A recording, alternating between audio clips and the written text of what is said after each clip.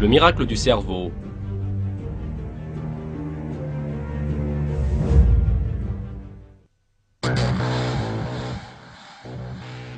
Notre ère est l'ère de la technologie et de la communication.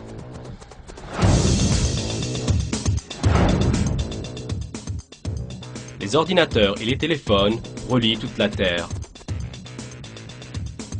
Aujourd'hui, à peu près 7 milliards de personnes peuvent communiquer entre elles à l'aide de la technologie.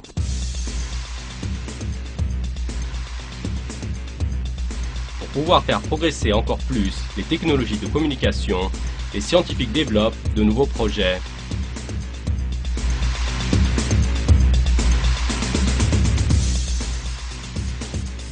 Or, en ce moment, sur Terre, il y a un tel réseau de communication qu'à peu près 100 milliards d'utilisateurs communiquent constamment sur ce réseau.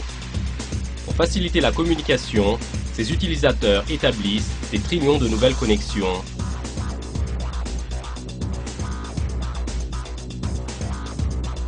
Ici, des problèmes de liaison ne sont pas rencontrés comme dans votre ordinateur. Les utilisateurs ne se reposent jamais. Ici, l'électricité n'est pas coupée. Cet endroit est le cerveau.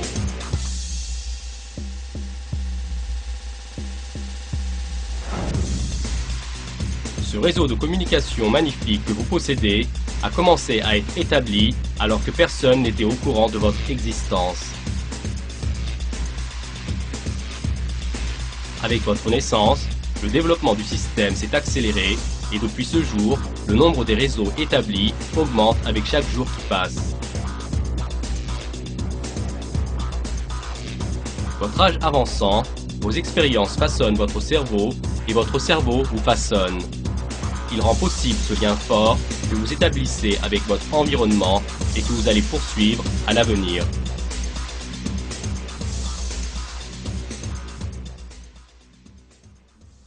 Dans ce documentaire, vous allez être témoin d'un des éléments les plus importants de la vie de l'être humain, le fonctionnement de cette conception parfaite et divine à l'intérieur du cerveau.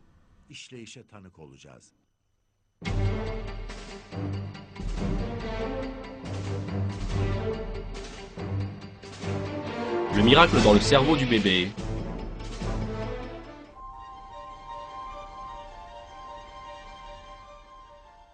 Ce bébé n'a encore que 3 semaines.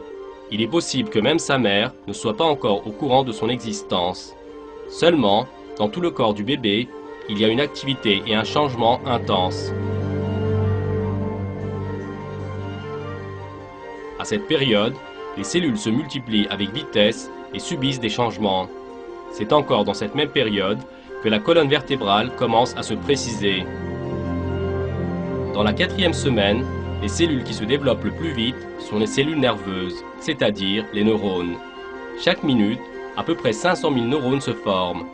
Les neurones sont le groupe de cellules à la plus grande longévité et vivent avec nous tout au long d'une vie sans se renouveler.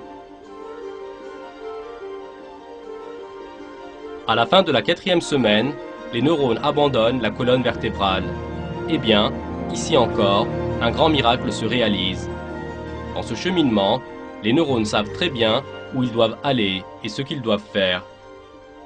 Jamais ils ne se trompent de route. Dans cette formation, il n'y a aucune marge d'erreur. Et donc, ces neurones qui n'ont pas de yeux pour voir, d'oreilles pour entendre, comment se fait-il qu'ils trouvent leur chemin sans faire d'erreur?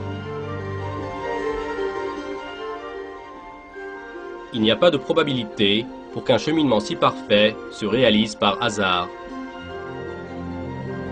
Pour chaque personne sensée et ayant de l'intellect, la réponse est claire.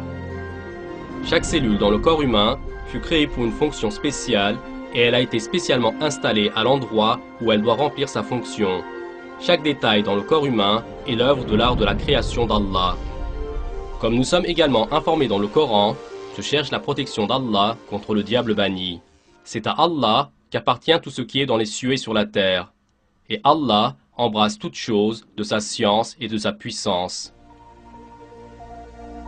Et l'une des structures aussi parfaites les unes que les autres dans la conception du cerveau, ce sont les auxiliaires des neurones, les glias. Les glias forment des fibres glissantes pour que les neurones puissent se déplacer plus vite. nous pouvons comparer ces fibres à une autoroute à plusieurs voies. Les neurones suivent donc cette route. À l'aide de cette route, sous forme de convoi, les neurones se dirigent vers la bonne adresse.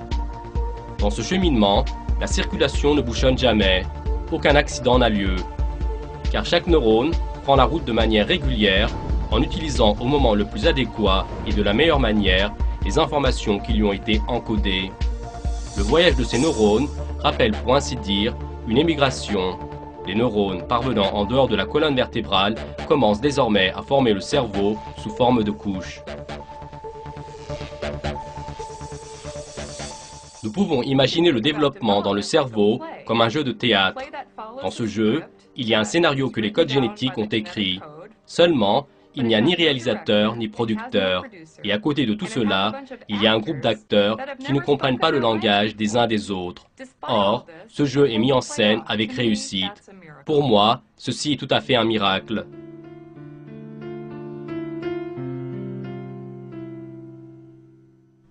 Presque tous les organes se précisent pour le bébé qui complète ses 6 mois dans le ventre de sa mère. Ses mains, son nez, son cœur, ses poumons et son cerveau. À cette période, le développement du cerveau est très rapide. Le nombre de neurones dans le cerveau a atteint les 100 milliards. Des trillions de liaisons sont établies entre ces cellules. Et le nombre de ces liaisons continuera à augmenter en permanence tout au long d'une vie. La science n'arrive pas encore à expliquer comment ces liaisons sont établies. Les courants électriques formés entre les neurones permettent une communication ininterrompue entre le cerveau et le corps. Voici le premier instant où le bébé ouvre ses yeux sur le monde. À partir de ce moment, une longue période d'apprentissage l'attend.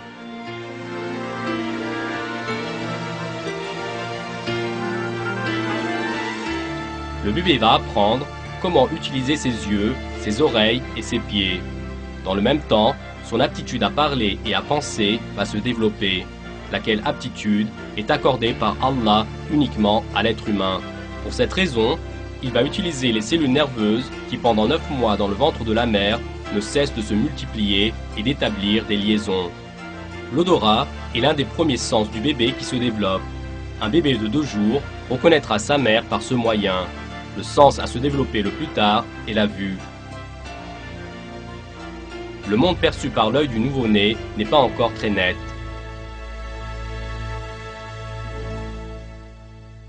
Ce n'est que lorsqu'il aura 6 mois que le bébé commencera à voir son entourage tel un adulte. Il pourra suivre les corps en mouvement et percevoir la profondeur.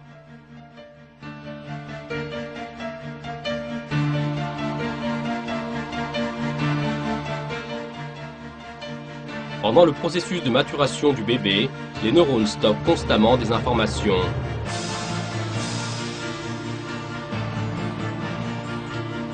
Désormais, le cerveau d'un bébé de 11 mois a atteint la maturité nécessaire pour pouvoir distinguer la culture où il se trouve, la langue qui est parlée. Pendant ce processus, certains réseaux de neurones sont utilisés plus fréquemment que d'autres. Une partie de ces réseaux se multiplient et en se renforçant, ceux qui ne sont pas utilisés disparaissent. Comment fonctionne le système nerveux qui possède une structure beaucoup plus complexe que tous les ordinateurs et dont les limites ne peuvent être définies? Le système nerveux se compose d'environ 100 milliards de neurones et des trillions de liaisons entre ceux-ci. Essayons de réaliser dans notre pensée ce qui signifie des trillions de réseaux. Imaginez que vous discutiez avec un ami sur Internet et qu'un autre ami participe. Maintenant, élargissons cela un peu plus. Que 16 millions de personnes qui vivent à Istanbul communiquent entre elles au même moment sur Internet. Et de plus, en étant un tout, que cette circulation de messages serve un objectif commun. Et que cette communication dure sans interruption toute une vie. Et maintenant, augmentons le nombre de villes à 62 000. Essayons d'imaginer un réseau de 62 000 villes comme Istanbul, plein de personnes qui sont à chaque moment et constamment en intercommunication. Eh bien ceci, c'est le cerveau. Avec la technologie d'aujourd'hui, il est impossible d'établir un tel réseau de communication. Or, de très nombreuses cellules installées dans les profondeurs du cerveau sont dans un tel état de communication les uns avec les autres. Cette situation, à elle seule, est un miracle de la création. Le système nerveux se divise en deux parties, le système nerveux périphérique et le système nerveux central. Le système nerveux périphérique transmet au cerveau avec une vitesse formidable toutes les informations qu'il acquiert de chaque partie du corps. À peu près 1 milliard de neurones qui forment la moelle épinière sont chargés de ce travail. Les neurones qui, de manière à former un réseau de communication, enveloppent chaque point du corps, les bras, les jambes, les organes internes, assurent la liaison entre le cerveau et le corps. Les nerfs qui atteignent chaque point de notre corps assurent le fonctionnement et l'équilibre harmonieux de tout le corps.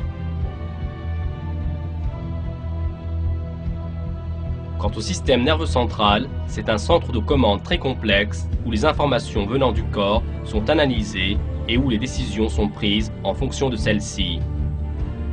Le nombre de neurones présents dans le système nerveux central est de 85 milliards.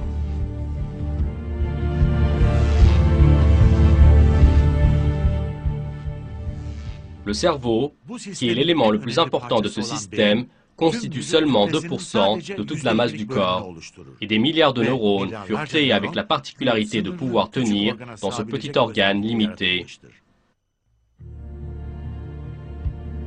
Les principaux acteurs du système sont des cellules microscopiques de 1/200 millième de millimètre. Lorsque celles-ci se rassemblent, elles permettent le fonctionnement du cerveau, dont encore, aujourd'hui, un grand nombre de ses fonctions restent un mystère. Et le plus important de tout, ceux qui forment ce réseau de communication magnifique ne sont pas des sociétés de personnes consciencieuses, mais seulement un groupe de cellules. Sur les membranes des cellules du cerveau, il y a des antennes, c'est-à-dire les dendrites, qui recueillent les messages qui leur parviennent. Les antennes sont liées à un corps principal, et à l'autre bout du corps se trouve une seule centrale qui diffuse l'information, c'est-à-dire l'axone. Les neurones prennent forme en fonction de l'endroit où ils se trouvent et du travail qu'ils accomplissent. Par exemple, alors que l'axone qui va transmettre le message de la moelle épinière au bras mesure 1 mètre, un autre axone qui s'étend de l'œil au cerveau ne mesure que 5 cm. Des milliards de neurones transportent au cerveau avec une vitesse prodigieuse les informations collectées via les organes sensoriels. Cette vitesse est de 1/50e de seconde. Quand ils font cela, ils utilisent des signaux électriques et chimiques. Le nombre d'antennes dans une cellule nerveuse varie entre 100 et 10 000. Ce nombre diminue et augmente en fonction du besoin. Les antennes collectent les informations venant d'une cellule et l'envoient à la centrale à l'autre bout. Dans la centrale, c'est-à-dire le bout des axones, se trouvent des poches de sac pour distribuer l'information. Ces dernières sont remplies d'émetteurs qui transforment les signaux électriques en signaux chimiques, c'est-à-dire les neurotransmetteurs. Deux neurones sont séparés par une fente synaptique. Cet espace que vous voyez en ce moment mesure dans la réalité 1/50 millième de millimètre. Les neurotransmetteurs passent d'une cellule à une autre en sautant par ces espaces et assurent la communication entre deux cellules. Au bout d'une cellule se trouvent des émetteurs et au bout de l'autre cellule des récepteurs. Les émetteurs au bout sont les neurotransmetteurs. Ils sont stimulés par un signal électrique et avec ce stimulus, depuis le bout de l'axone, commence un bombardement sous forme de flux moléculaire. L'autre surface de la cellule est recouverte de récepteurs qui rappellent la forme d'une tulipe. Lorsque les molécules parviennent ici, les récepteurs ouvrent leurs pétales et donnent aux molécules l'autorisation de passer. Chaque molécule ne peut passer que par une seule porte. La molécule et la porte par où elle va entrer, tout comme une clé et une serrure, furent créées de manière à correspondre et aucun transmetteur ne peut entrer par une porte spécifique à un autre transmetteur. Les récepteurs moléculaires forment à nouveau un courant électrique dans la cellule. Désormais, l'information a été transmise à l'autre cellule et le devoir des neurotransmetteurs a été accompli. En passant par une porte spéciale appropriée à leurs caractéristiques et que les différents neurotransmetteurs ne pourront jamais utiliser, les molécules, dont la fonction est terminée, retournent vers leurs propres cellules nerveuses. Pour pouvoir accomplir tous leurs devoirs de manière parfaite, les neurones ont besoin d'être nourris. Beslenmeye ihtiyaçları vardır.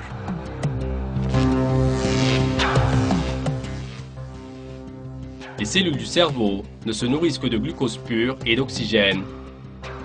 Si l'oxygène nécessaire ne parvient pas aux neurones, la transmission d'informations est interrompue. Car le glucose, qui est le combustible des neurones, ne peut être utilisable que s'il y a suffisamment d'oxygène. En cas de manque d'oxygène, le sucre ne peut pas être utilisé. Dans cette situation, soit les informations sont stockées lentement, soit elles ne peuvent aucunement être stockées. Nous définissons cet état comme le fait de percevoir tard, distinguer tard ou bien oublier rapidement. Les neurones ne sont pas seuls dans le système nerveux. Les cellules glia sont chargées de soutenir et protéger les cellules nerveuses. En tant que masse, la moitié du cerveau se compose de cellules glia. Comme celles-ci sont plus petites que les cellules nerveuses, leur nombre est de 10 fois celui des cellules nerveuses. Certaines cellules glia aident les neurones à s'alimenter et certaines forment autour des axones la gaine qu'on appelle myéline. Alors que cette gaine isole les surfaces latérales des axones qui transportent les signaux électriques, elle augmente leur conductivité dans les points extrêmes. C'est-à-dire que l'information est transmise aux autres neurones avec le moins de pertes et à une très grande vitesse. De nos jours, dans tous les appareils de communication et dispositifs médicaux, on utilise avec la même logique des câbles en fibre spécialement isolés pour augmenter la vitesse de l'information et en diminuer la perte. À l'aide de ces câbles, on essaie de réduire les temps de transfert d'informations. La découverte du câble en fibre revêt une grande importance dans la diffusion et la vitesse de la technologie. Seulement, alors qu'il est encore dans le ventre de la mère, lorsque nous regardons le corps de l'être humain, nous voyons que tous les détails furent parfaitement pensés et installés aux bons endroits. Tout comme la gaine de myéline qui fut créée dans sa forme la plus parfaite, uniquement dans les neurones du cerveau, c'est-à-dire à l'endroit nécessaire.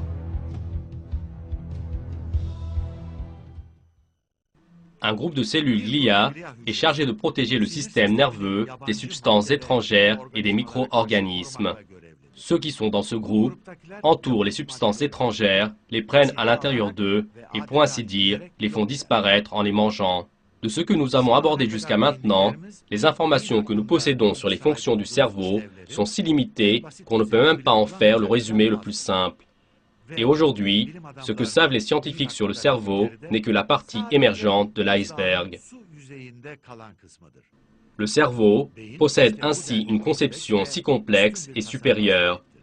Cette conception, qui est clairement un miracle de la création, l'a montré comme un produit du hasard, essayer de l'expliquer avec la théorie de l'évolution est en un seul mot irrationnel pour l'être humain qui s'est vu accorder un organe si extraordinaire.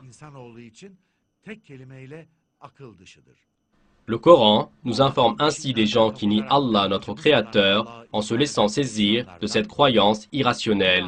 Je cherche la protection d'Allah contre le diable banni. L'homme ne voit-il pas que nous l'avons créé d'une goutte de sperme, et le voilà devenu un adversaire déclaré? Il cite pour nous un exemple, tandis qu'il oublie sa propre création. Il dit, qui va redonner la vie à des ossements une fois réduits en poussière? Dit, celui qui les a créés une première fois leur redonnera la vie. Il se connaît parfaitement à toute création.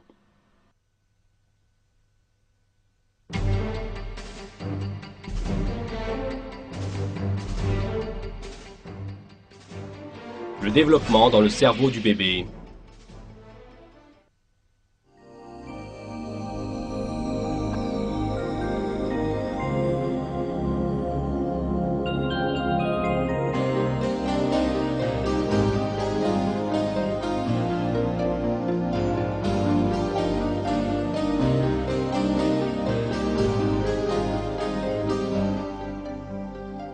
Les années d'enfance sont la période où le cerveau se développe le plus vite, car c'est à cette période que va se développer l'aptitude à lire et à écrire qui font partie des plus grands bienfaits qu'Allah a donnés aux gens.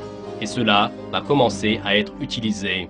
À cette période, le cerveau voudra enregistrer tout ce qui est perçu via les organes sensoriels. Pour cette raison, dans le cerveau de l'enfant, proportionnellement à celui de l'adulte, il y a 2 fois plus de réseaux de neurones. L'apprentissage se réalise avec la reconnaissance mutuelle des réseaux de neurones. Proportionnellement à la reconnaissance mutuelle des réseaux, l'enfant présentera un développement régulier. Par exemple, d'abord il rampera, puis il marchera et ensuite il commencera à parler. À cette période, l'enfant gagnera une série d'aptitudes sociales et mentales, comme se faire des amis, concentrer son attention sur un point et se rappeler des événements.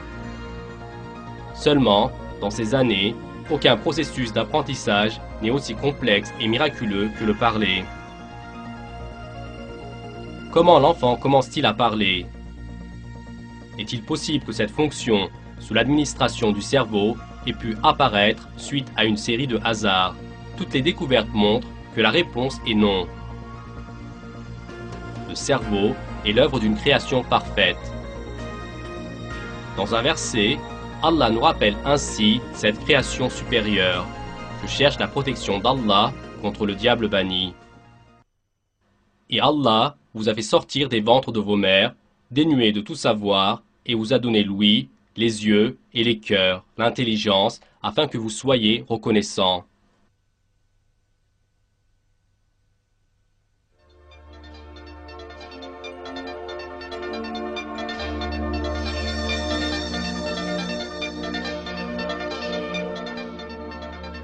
Dans l'hémisphère gauche du cerveau, l'aptitude à parler est contrôlée par les neurones.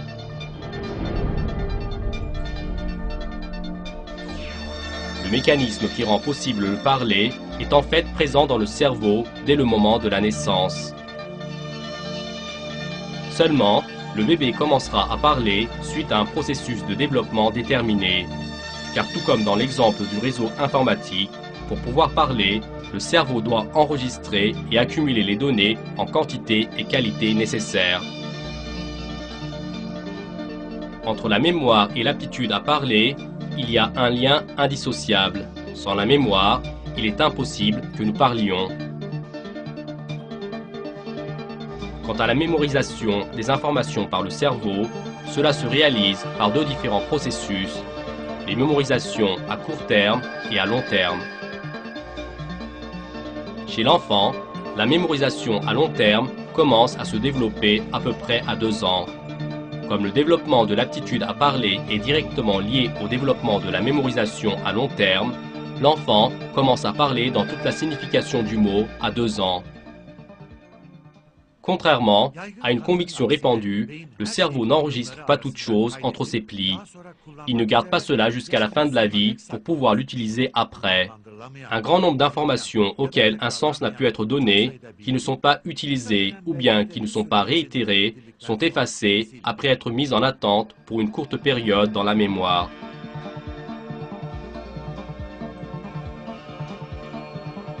Toutes les informations qui viennent des sens sont rassemblées dans l'hippocampe du cerveau. Si par les vérifications précédentes, un sens n'a pu être attribué à une donnée, elle sera effacée après être restée un temps très court dans cette région. Par exemple, nous entendons les conversations dans une langue étrangère. Seulement, nous ne pouvons pas lui donner de sens. Comme cette conversation est une information inutile pour nous, elle ne restera pas longtemps dans notre mémoire. Quant à certaines informations, elles sont nécessaires pour une période passagère et elles seront gardées en mémoire tant qu'elles seront utilisées. Cette durée peut être parfois 1 minute, 1 heure, 1 jour ou bien 3 ans. Par exemple, une formule mathématique mémorisée juste pour un examen ou bien le code d'entrée d'un ordinateur sont des informations de ce genre. Toutes les informations de ce genre sont gardées à court terme dans la mémoire et au moment où elles seront inutiles, elles seront effacées. La mémoire à long terme contient les informations envoyées de l'hippocampe à la couche de cortex. Chaque nouvel enregistrement fait dans la couche de cortex mettra en jeu les millions de neurones qui enveloppent entièrement le cortex. Par ce moyen, l'hippocampe contrôle la conformité entre les nouvelles informations et les anciennes.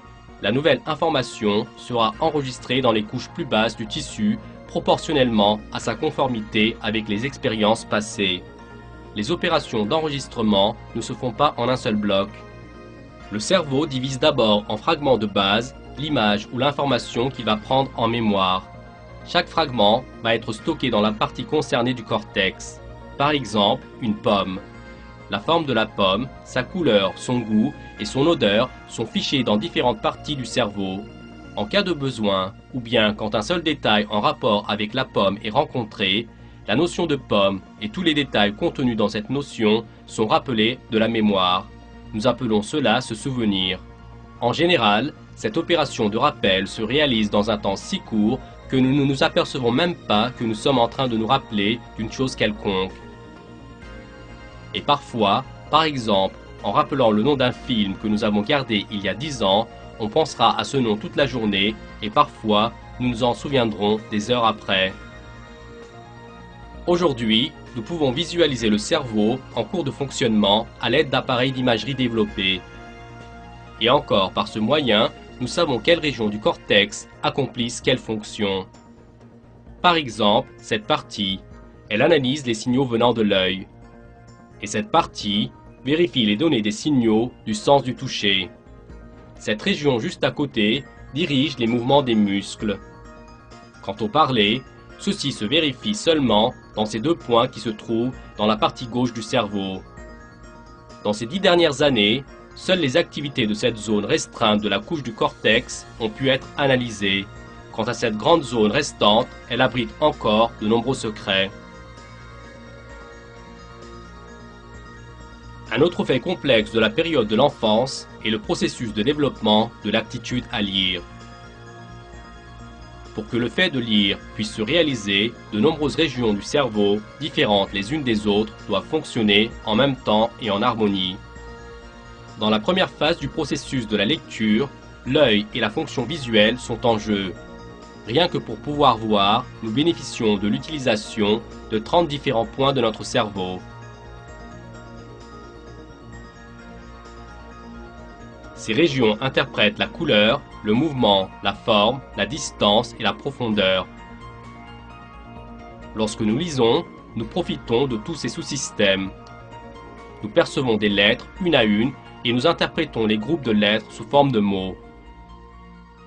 Et avec le rassemblement de tous les mots, nous comprenons la phrase.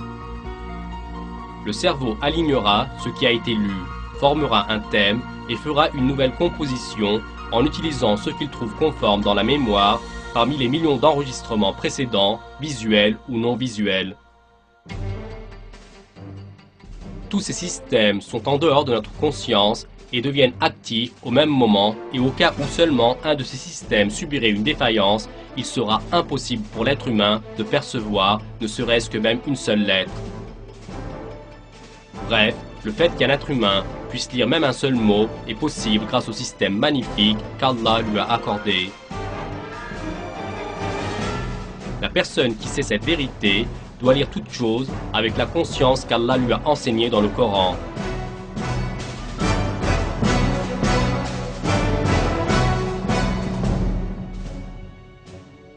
Je cherche la protection d'Allah contre le diable banni. Lis, au nom de ton Seigneur qui a créé l'homme d'une adhérence, lis, ton Seigneur est le très noble. La période de jeunesse est comprise entre 12 et 20 ans. Le cerveau a désormais complété son développement physique et son poids est d'environ 1400 grammes. Cette structure du cerveau mature, nous pouvons l'examiner en 3 parties, les hémisphères droit et gauche, le tronc cérébral et le cortex.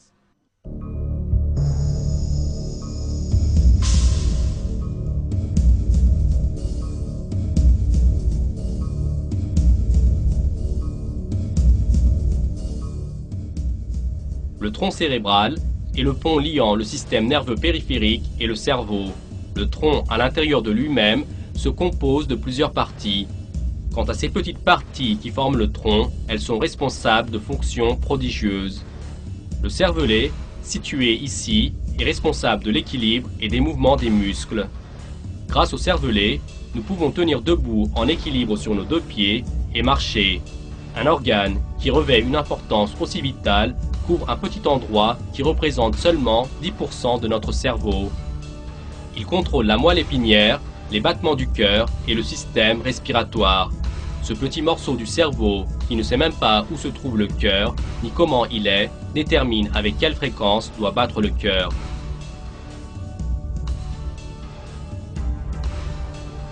Il permet la communication et la coordination entre le thalamus, le tronc cérébral et les hémisphères du cerveau. Quant à l'hypothalamus, il est responsable des fonctions physiologiques de base, comme le contrôle de la température du corps, la pression sanguine, la douleur, la faim et la soif. Eh bien, ce qui fait toutes ces opérations, c'est un petit morceau de chair de seulement 4 grammes qui contient des milliards de nerfs. Très bien, mais comment se fait-il que tous ces petits organes qui assurent l'équilibre du corps et son fonctionnement réalisent toutes les fonctions avec des synchronisations parfaites et justes?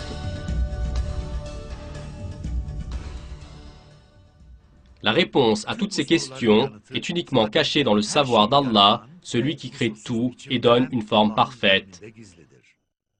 L'hémisphère gauche du cerveau contrôle le côté droit du corps, quant à l'hémisphère droit, il contrôle le côté gauche. Tout en étant une image miroir l'un de l'autre, les hémisphères ont des différences fonctionnelles importantes. Par exemple, les régions qui contrôlent le parler sont dans l'hémisphère gauche. Les régions qui contrôlent la perception de l'espace se trouvent dans l'hémisphère droit. Les parties internes des hémisphères sont responsables de fonctions différentes très nombreuses. L'apprentissage, la mémoire, la préservation de l'équilibre du corps, le contrôle des systèmes hormonaux dans le corps et les réactions émotionnelles ne sont que quelques-unes de ces fonctions. Le système nerveux central est le point de contrôle du plus haut niveau. Quand on parle de cerveau, la première chose qui nous vient à l'esprit est la structure amplie. Cette structure, à l'apparence d'un papier froissé, est le cortex. Le cortex a une épaisseur de 1 mm et il est composé de cellules grises. Lorsque cette couche du cerveau est étendue sur une surface plane, elle court une aire de 1,5 m². L'être humain, grâce à cette couche de 1 mm d'épaisseur dans le cerveau, lit, écrit, pense et fait des plans. Un point important concernant le cortex, il est propre à l'être humain. Il n'y a pas une telle couche chez les chimpanzés et les autres singes. Les darwinistes prétendaient en effet que ces derniers étaient soi-disant des proches parents de l'être humain. Toutes ces couches dans le cerveau sont dans une perfection qu'aucun scientifique ne peut concevoir et possèdent des structures d'une complexité qui ne peuvent se former suite à des hasards. Chacun des détails du cerveau fut conçu et créé spécialement. Toute personne douée de raison comprendra qu'un système si parfait est l'œuvre d'une création consciente. Ceci est la création sans pareille d'Allah le Tout-Puissant, le Seigneur des cieux, de la terre et de toutes choses qui se trouvent entre eux.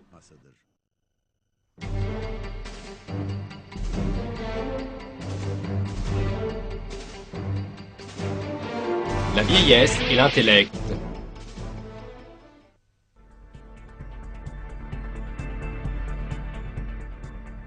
À la fin de la période de maturité, le cerveau a acquis toutes ses expérimentations de base.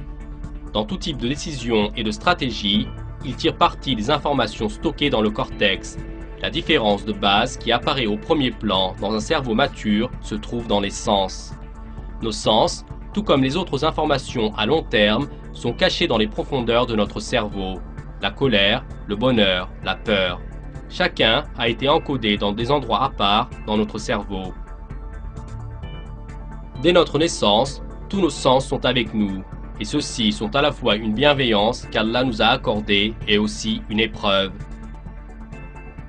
Par exemple, le sentiment de peur tiendra la personne éloignée du danger. Le bonheur permet de connaître la valeur des beautés que nous possédons et de les protéger.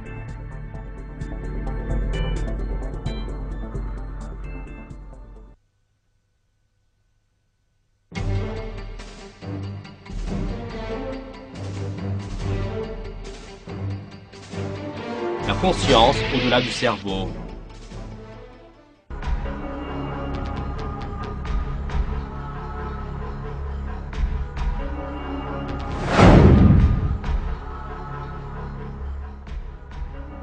Les informations qui nous parviennent via nos organes sensoriels se transforment en signaux électriques suite à une série d'opérations, et ces signaux sont interprétés dans les zones concernées de notre cerveau. C'est suite à ces interprétations que nous voyons une personne, que nous sentons une fleur, ou bien que nous entendons les bruissements des feuilles qui se balancent dans le vent.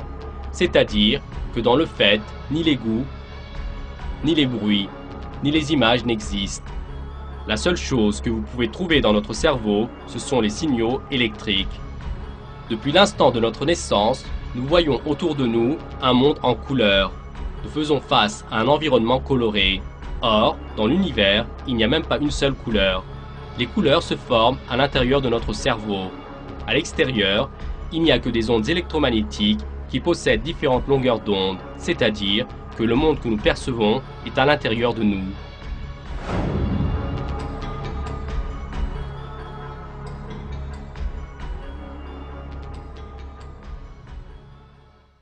Comment est la matière dans son exactitude?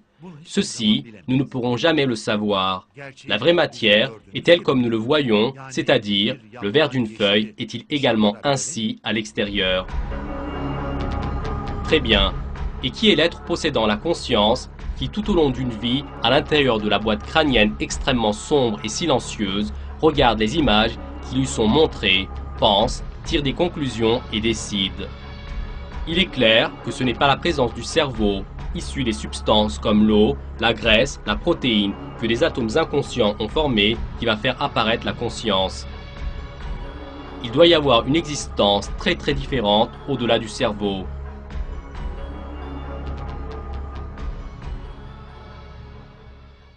Cette existence vit chaque chose de manière si réaliste que personne ne peut s'apercevoir qu'il n'est pas en contact avec l'original du son qu'il entend. Cette existence est l'esprit qu'Allah a créé avec un savoir sans pareil. Le cerveau est seulement un intermédiaire lors de l'émanation des particularités propres à l'esprit. Les matérialistes, qui rejettent cette réalité, essaient de montrer l'esprit comme une fonction du cerveau. Alors que depuis les 100 dernières années, les recherches effectuées sur le cerveau ont mis dans l'impasse l'assertion matérialiste en question. Si on réduit la conscience humaine au cerveau, on ne peut l'expliquer avec les fonctions du cerveau.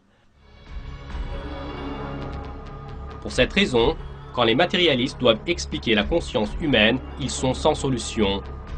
Wilder Penfield, qui est l'un d'eux, après des travaux qui ont duré des années, est arrivé à la conclusion que l'existence de l'esprit est une réalité qui ne peut être niée. Les paroles de Penfield sont comme suit. Après avoir essayé d'expliquer pendant des années l'intellect comme uniquement la fonction du cerveau, je suis arrivé à la conclusion que l'adoption de la pensée qui soutient qu'une personne provient de deux éléments importants de notre existence est plus logique. Comme il apparaît clairement que l'explication de l'intellect sur la base d'opérations nerveuses à l'intérieur du cerveau va être impossible, j'ai compris qu'il était nécessaire de l'expliquer au regard de deux éléments importants de notre existence, la matière et l'esprit. Cette réalité, à laquelle sont parvenus les scientifiques, n'est rien d'autre que l'expression d'une vérité qu'Allah a fait savoir aux gens dans le Coran il y a 1400 ans. Allah nous informe ainsi qu'il a créé l'être humain avec son corps et qu'ensuite il lui a insufflé de son esprit. Je cherche la protection d'Allah contre le diable banni, qui a bien fait tout ce qu'il a créé, et il a commencé la création de l'homme à partir de l'argile. Puis, il tira à sa descendance d'une goutte d'eau vile, le sperme. Puis, il donna sa forme parfaite et lui insuffla de son esprit. Et il vous a assigné l'ouïe, les yeux et le cœur, que vous êtes peu reconnaissants.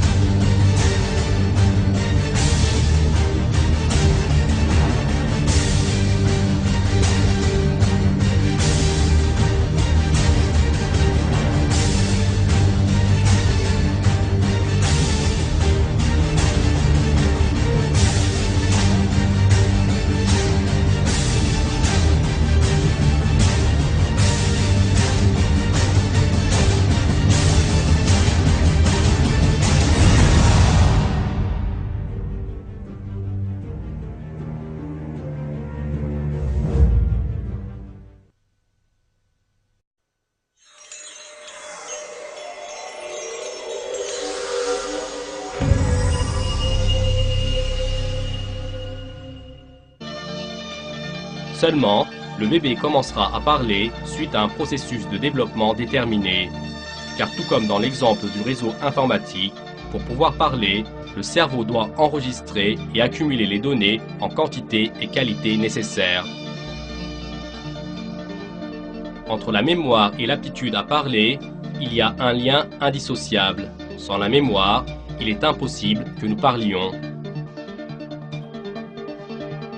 Quant à la mémorisation des informations par le cerveau, cela se réalise par deux différents processus, les mémorisations à court terme et à long terme. Chez l'enfant, la mémorisation à long terme commence à se développer à peu près à 2 ans.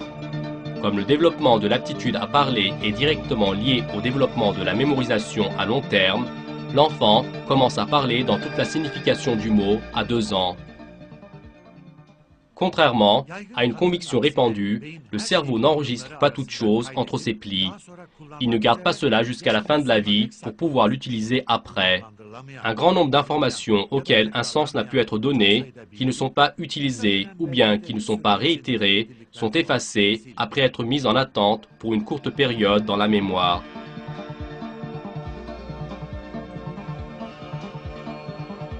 Toutes les informations qui viennent des sens sont rassemblées dans l'hippocampe du cerveau. Si par les vérifications précédentes, un sens n'a pu être attribué à une donnée, elle sera effacée après être restée un temps très court dans cette région. Par exemple, nous entendons les conversations dans une langue étrangère. Seulement, nous ne pouvons pas lui donner de sens. Comme cette conversation est une information inutile pour nous, elle ne restera pas longtemps dans notre mémoire. Quant à certaines informations, elles sont nécessaires pour une période passagère et elles seront gardées en mémoire tant qu'elles seront utilisées. Cette durée peut être parfois 1 minute, 1 heure, 1 jour ou bien 3 ans. Par exemple, une formule mathématique mémorisée juste pour un examen ou bien le code d'entrée d'un ordinateur sont des informations de ce genre. Toutes les informations de ce genre sont gardées à court terme dans la mémoire et au moment où elles seront inutiles, elles seront effacées. La mémoire à long terme contient les informations envoyées de l'hippocampe à la couche de cortex. Chaque nouvel enregistrement fait dans la couche de cortex mettra en jeu les millions de neurones qui enveloppent entièrement le cortex. Par ce moyen, l'hippocampe contrôle la conformité entre les nouvelles informations et les anciennes. La nouvelle information sera enregistrée dans les couches plus basses du tissu proportionnellement à sa conformité avec les expériences passées. Les opérations d'enregistrement ne se font pas en un seul bloc. Le cerveau divise d'abord en fragments de base l'image logique des câbles en fibre spécialement isolés pour augmenter la vitesse de l'information et en diminuer la perte. À l'aide de ces câbles, on essaie de réduire les temps de transfert d'informations.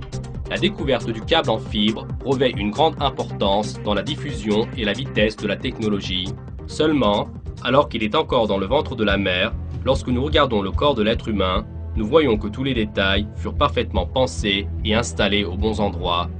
Tout comme la gaine de myéline qui fut créée dans sa forme la plus parfaite, uniquement dans les neurones du cerveau, c'est-à-dire à l'endroit nécessaire.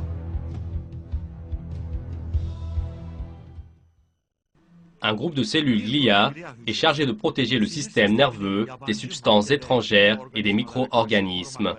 Ceux qui sont dans ce groupe entourent les substances étrangères, les prennent à l'intérieur d'eux et, pour ainsi dire, les font disparaître en les mangeant.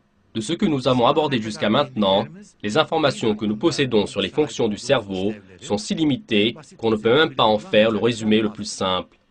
Et aujourd'hui, ce que savent les scientifiques sur le cerveau n'est que la partie émergente de l'iceberg. Le cerveau possède ainsi une conception si complexe et supérieure. Cette conception, qui est clairement un miracle de la création, la montrer comme un produit du hasard, essayer de l'expliquer avec la théorie de l'évolution, est en un seul mot irrationnel pour l'être humain qui s'est vu accorder un organe si extraordinaire.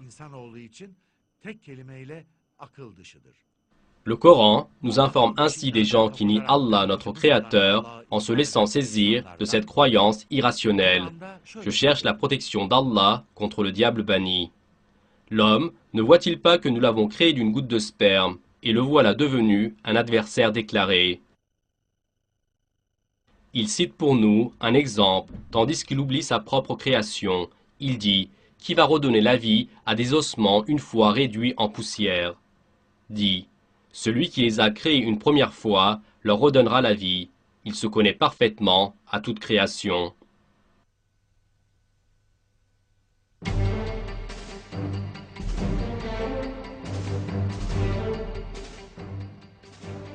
Le développement dans le cerveau du bébé.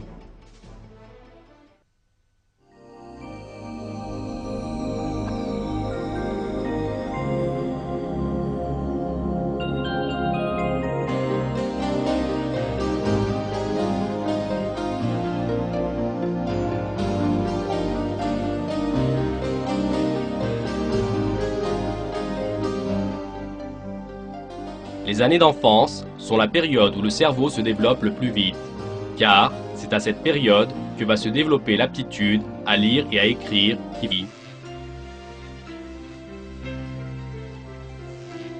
Les courants électriques formés entre les neurones permettent une communication ininterrompue entre le cerveau et le corps. Voici le premier instant où le bébé ouvre ses yeux sur le monde. À partir de ce moment, une longue période d'apprentissage l'attend.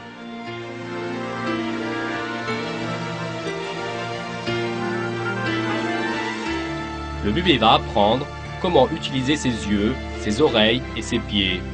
Dans le même temps, son aptitude à parler et à penser va se développer, laquelle aptitude est accordée par Allah uniquement à l'être humain. Pour cette raison, il va utiliser les cellules nerveuses qui, pendant 9 mois dans le ventre de la mère, ne cessent de se multiplier et d'établir des liaisons. L'odorat est l'un des premiers sens du bébé qui se développe. Un bébé de 2 jours reconnaîtra sa mère par ce moyen. Le sens à se développer le plus tard est la vue. Le monde perçu par l'œil du nouveau-né n'est pas encore très net.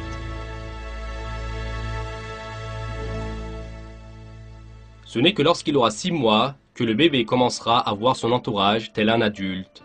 Il pourra suivre les corps en mouvement et percevoir la profondeur.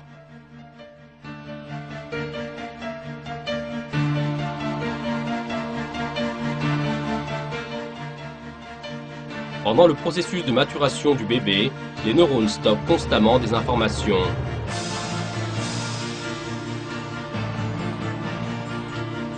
Désormais, le cerveau d'un bébé de 11 mois a atteint la maturité nécessaire pour pouvoir distinguer la culture où il se trouve, la langue qui est parlée. Pendant ce processus, certains réseaux de neurones sont utilisés plus fréquemment que d'autres. Une partie de ces réseaux se multiplient et en se renforçant, ceux qui ne sont pas utilisés disparaissent. Comment fonctionne le système nerveux qui possède une structure beaucoup plus complexe que tous les ordinateurs et dont les limites ne peuvent être définies?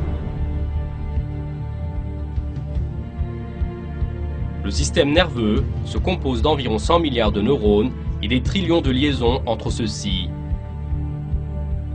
Essayons de réaliser dans notre pensée ce qui signifie des trillions de réseaux. Imaginez que vous discutiez avec un ami sur Internet et qu'un autre ami participe. Maintenant, élargissons cela un peu plus. Que 16 millions de personnes qui vivent à Istanbul communiquent entre elles au même moment sur Internet. Et de plus, en étant un tout, que cette circulation de messages serve un objectif commun. Et que cette communication dure sans interruption toute une vie, et que votre environnement et que vous allez poursuivre à l'avenir.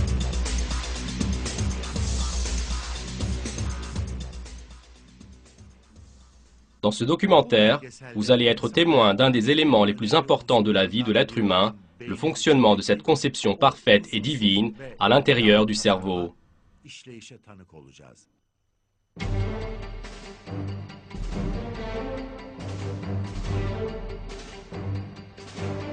Le miracle dans le cerveau du bébé.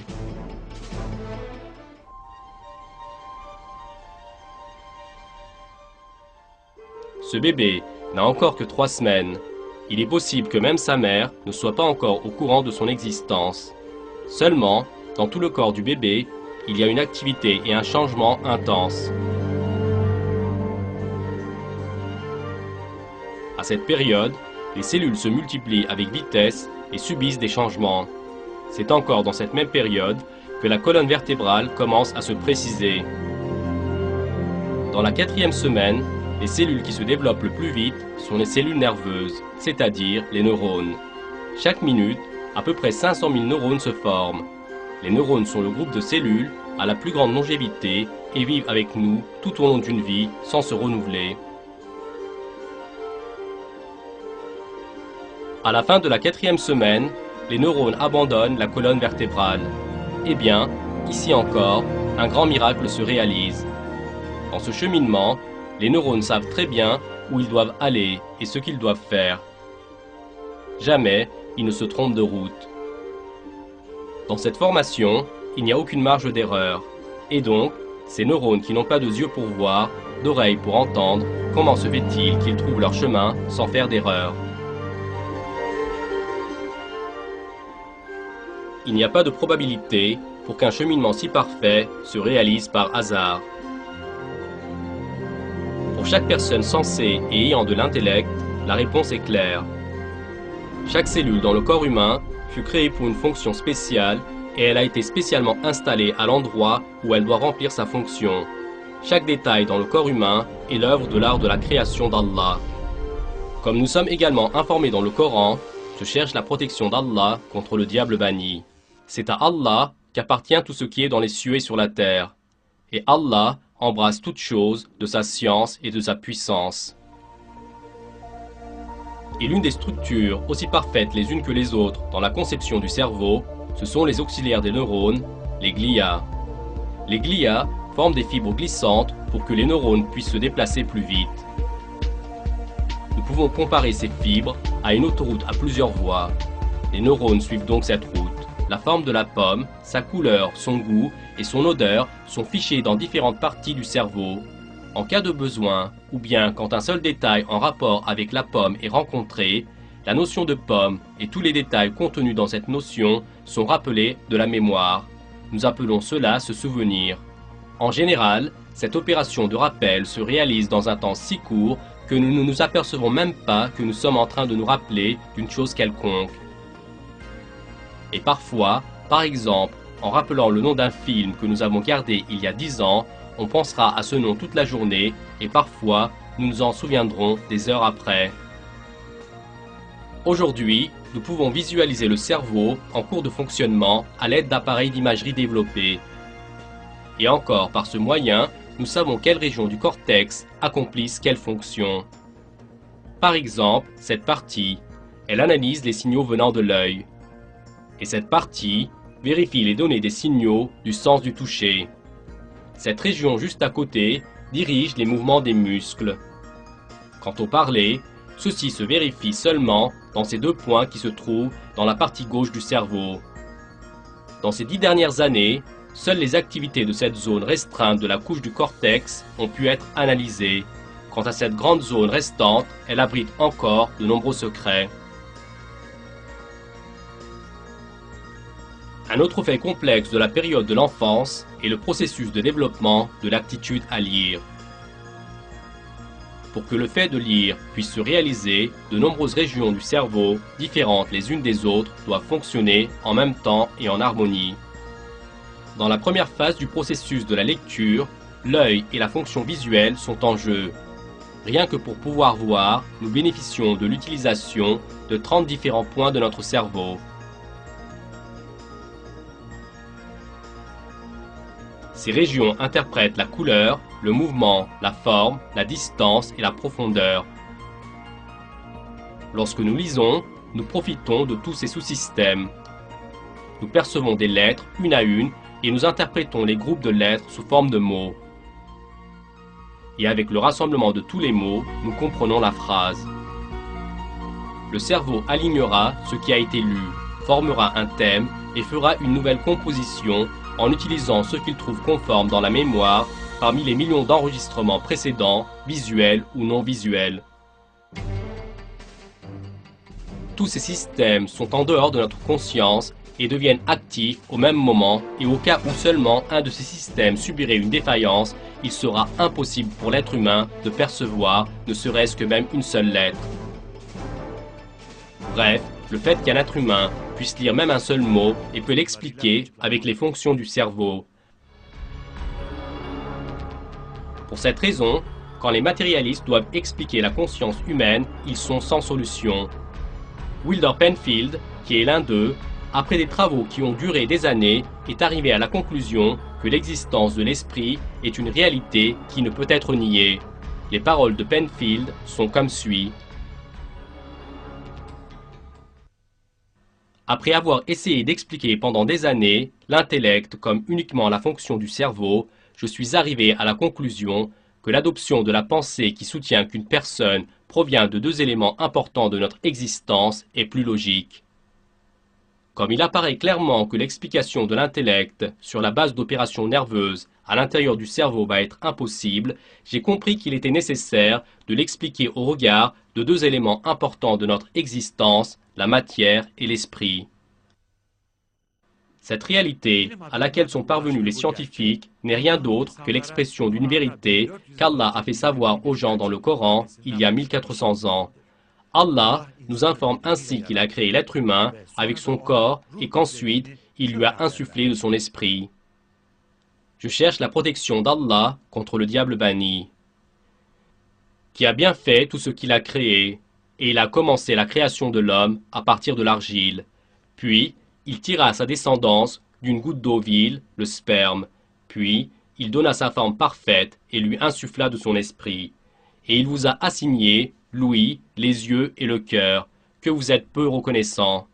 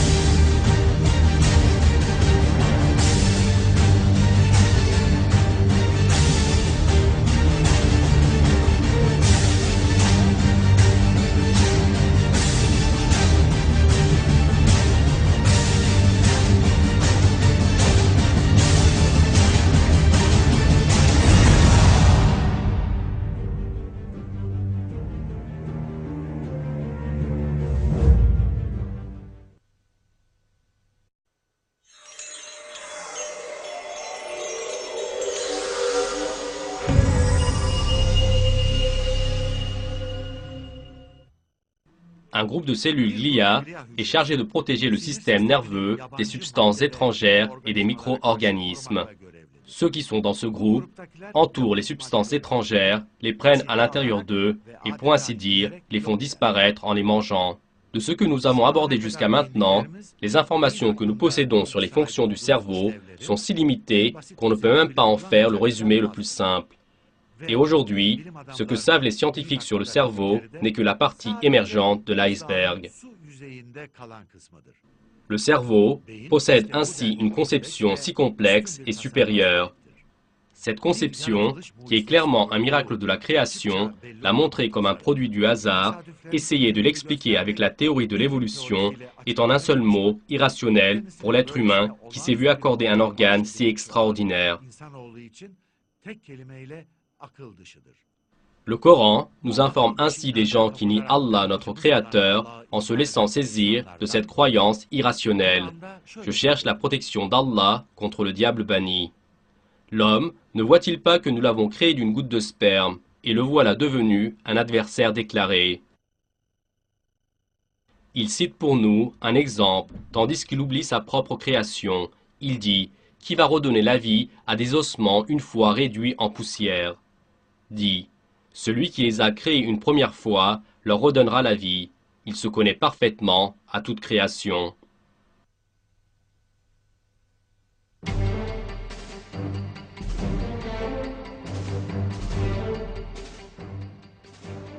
Le développement dans le cerveau du bébé.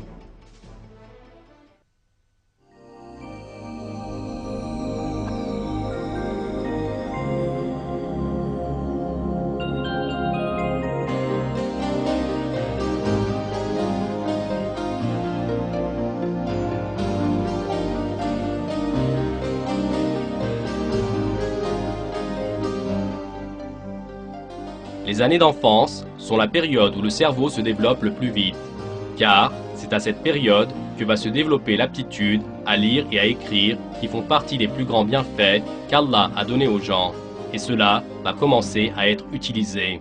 À cette période, le cerveau voudra enregistrer tout ce qui est perçu via les organes sensoriels. Pour cette raison, dans le cerveau de l'enfant, proportionnellement à celui de l'adulte, il y a 2 fois plus de réseaux de neurones. L'apprentissage se réalise avec la reconnaissance mutuelle des réseaux de neurones. Proportionnellement à la reconnaissance mutuelle des réseaux, l'enfant présentera un développement régulier. Par exemple, d'abord il rampera, puis il marchera et ensuite il commencera à parler. À cette période, l'enfant gagnera une cellule. La réponse est claire. Chaque cellule dans le corps humain fut créée pour une fonction spéciale et elle a été spécialement installée à l'endroit où elle doit remplir sa fonction. Chaque détail dans le corps humain est l'œuvre de l'art de la création d'Allah. Comme nous sommes également informés dans le Coran, je cherche la protection d'Allah contre le diable banni. C'est à Allah qu'appartient tout ce qui est dans les cieux et sur la terre. Et Allah embrasse toutes choses de sa science et de sa puissance. Et l'une des structures aussi parfaites les unes que les autres dans la conception du cerveau, ce sont les auxiliaires des neurones, les glias. Les glias forment des fibres glissantes pour que les neurones puissent se déplacer plus vite. Nous pouvons comparer ces fibres à une autoroute à plusieurs voies. Les neurones suivent donc cette route. À l'aide de cette route, sous forme de convoi, les neurones se dirigent vers la bonne adresse. Dans ce cheminement, la circulation ne bouchonne jamais, aucun accident n'a lieu, car chaque neurone prend la route de manière régulière en utilisant au moment le plus adéquat et de la meilleure manière les informations qui lui ont été encodées. Le voyage de ces neurones rappelle pour ainsi dire une émigration. Les neurones parvenant en dehors de la colonne vertébrale commencent désormais à former le cerveau sous forme de couches. Nous pouvons imaginer le développement dans le cerveau comme un jeu de théâtre. Dans ce jeu, il y a un scénario que les codes génétiques ont écrit. Seulement, il n'y a ni réalisateur ni producteur. Et à côté de tout cela, il y a un groupe d'acteurs qui ne comprennent pas le langage des uns des autres. Or, ce jeu est mis en scène avec réussite. Pour moi, ceci est tout à fait un miracle.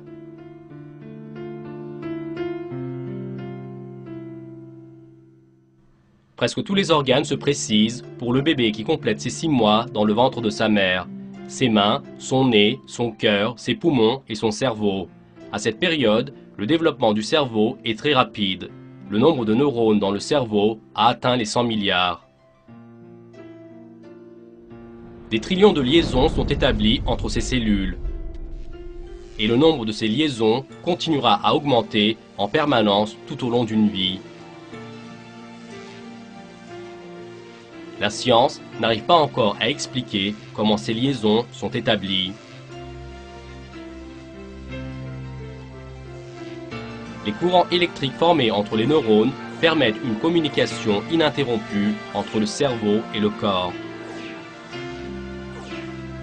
Voici le premier instant où le bébé ouvre ses yeux sur le monde. À partir de ce moment, une longue période d'apprentissage l'attend.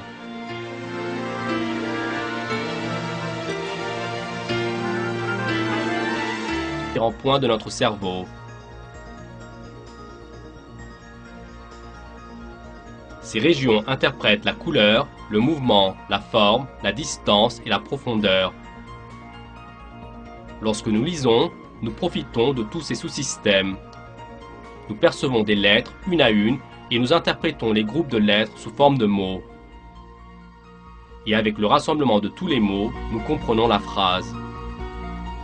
Le cerveau alignera ce qui a été lu, formera un thème et fera une nouvelle composition en utilisant ce qu'il trouve conforme dans la mémoire parmi les millions d'enregistrements précédents, visuels ou non visuels.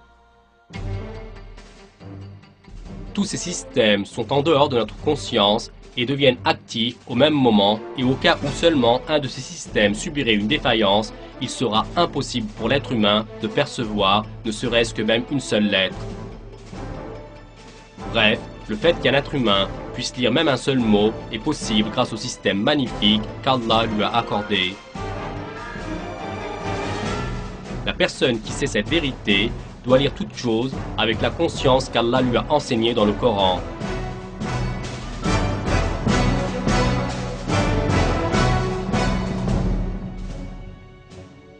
Je cherche la protection d'Allah contre le diable banni. Lis, au nom de ton Seigneur qui a créé l'homme d'une adhérence. Lis, ton Seigneur est le très noble. La période de jeunesse est comprise entre 12 et 20 ans. Le cerveau a désormais complété son développement physique et son poids est d'environ 1400 grammes. Cette structure du cerveau mature, nous pouvons l'examiner en 3 parties: les hémisphères droit et gauche, le tronc cérébral et le cortex.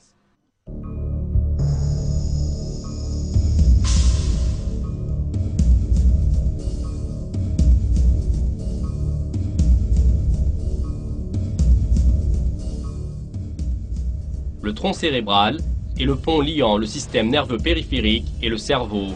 Le tronc, à l'intérieur de lui-même, se compose de plusieurs parties. Quant à ces petites parties qui forment le tronc, elles sont responsables de fonctions prodigieuses. Le cervelet, situé ici, est responsable de l'équilibre et des mouvements des muscles. Grâce au cervelet, nous pouvons tenir debout en équilibre sur nos 2 pieds et marcher. Un organe qui revêt une importance aussi vitale couvre un petit endroit qui représente seulement 10% de notre cerveau. Il contrôle la moelle épinière, les battements du cœur et le système respiratoire. Ce petit morceau du cerveau, qui ne sait même pas où se trouve le cœur, ni comment il est, détermine avec quelle fréquence doit battre le cœur.